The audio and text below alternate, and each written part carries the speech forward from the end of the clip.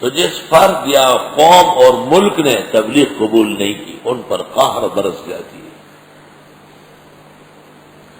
جس سرزمین پر تبلیغ پر پابندی لگ جاتی ہے وہ سرزمین آگ ہو جاتی ہے، خدا کا غیظ و غضب ان پر برس پڑتا ہے۔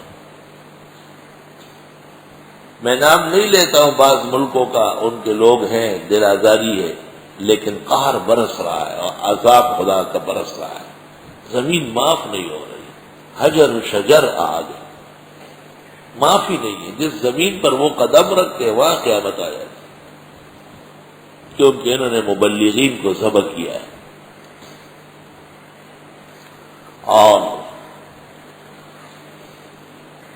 شاہ اسماعیل کا قافلہ صوبہ سرحد آیا، ابتدا میں بڑا احترام کیا گیا، آخر میں جا کے نافرمانی اور بے وفائی کی گئی اور شاہ صاحب اپنے سپاہی سمیت شہید ہو گئے۔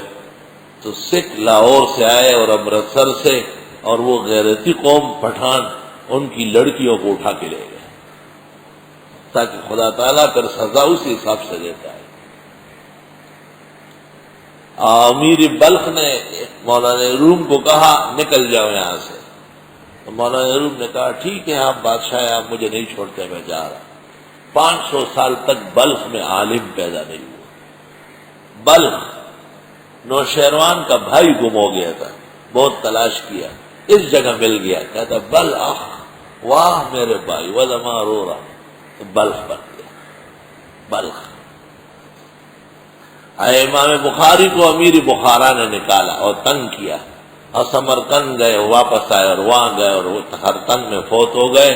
تو آج 1300 سال گزرنے کے باوجود بخارا معاف نہیں ہے، ترمذ سمرقند معاف نہیں ہے۔ اللہ کے نیک بندے جس زمین پر بے عزت کیے گئے اس زمین پر غضب نازل ہوتا ہے، صدیوں ہزاروں سال تک وہاں عذاب برستا ہے۔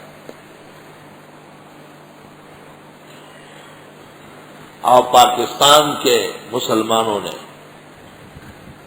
وقت کے عظیم فقیہ و مجتہد، میدان علم اور سیاست کے فاتح مفتی محمود کا احترام نہیں کیا جو ان کا حق تھا، تو اللہ نے ان پر عورتیں اور ایسے ظالم مسلط کیے جنہوں نے پاکستان کے مقاصد کو لتاڑ کے رکھ دیا۔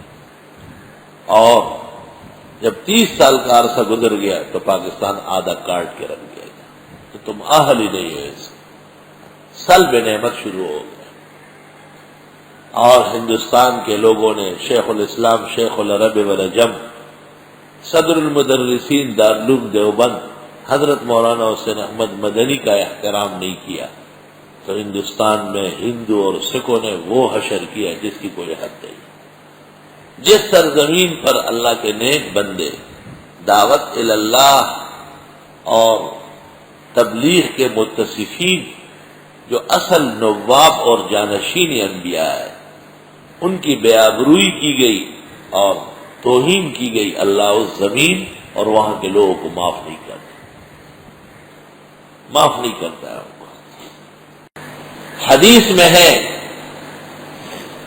من انشد منکم ضالتہ فی المسجد، جو مسجد میں گمشدگی کا اعلان کر لے، ضالہ کا لفظ آیا ہے، گمشدہ چیز،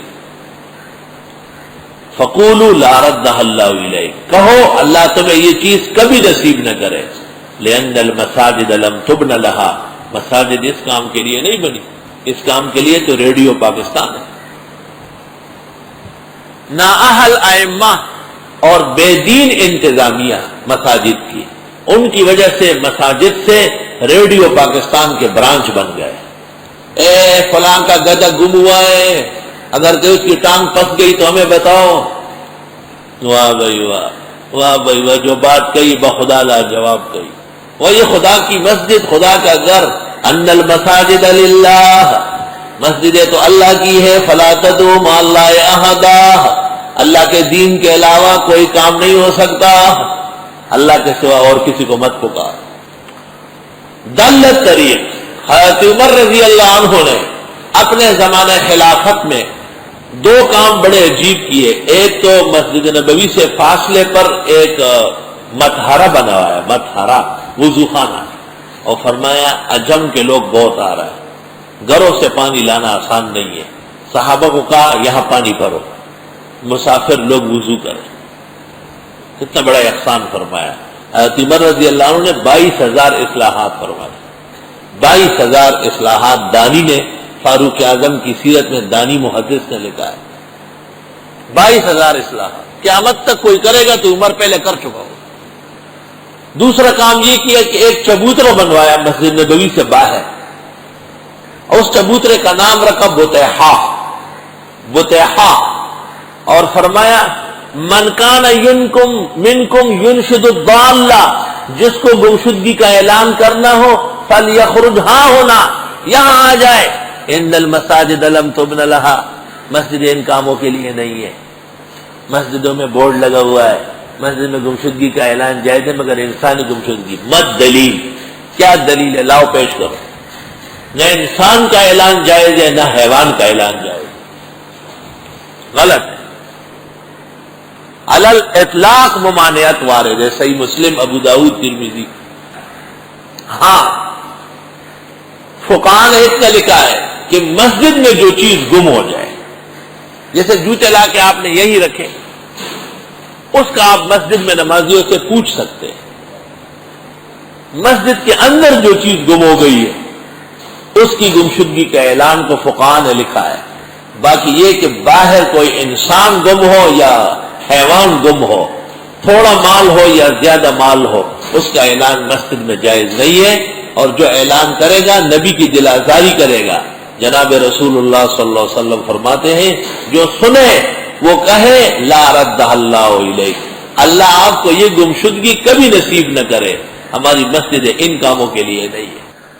جناب نبی کریم صلی اللہ علیہ وسلم کی عمر شریف 63 سال ہے. صحیح قول میں 63 جگہ انعام میں قل اور بغیر قل کے خطاب ہے.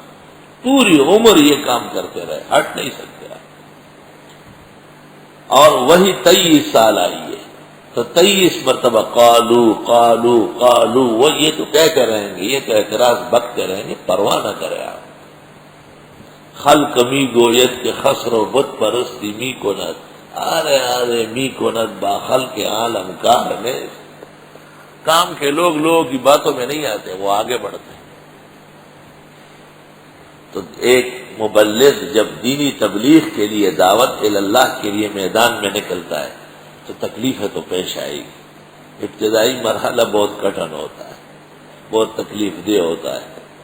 تو تسلی آ گئی آراف کہ دین کی مخالفت کرنے والے اگر باز نہیں آئے تو اے پیغمبر آپ دیکھیں قوم نوح کو اور قوم لوط کو اور قوم سمود کو اور قوم عاد کو اور قوم مدین کو میں نے آخر کار غرق کیا. پیغمبروں کی تبلیغ نہیں مانی انہوں نے.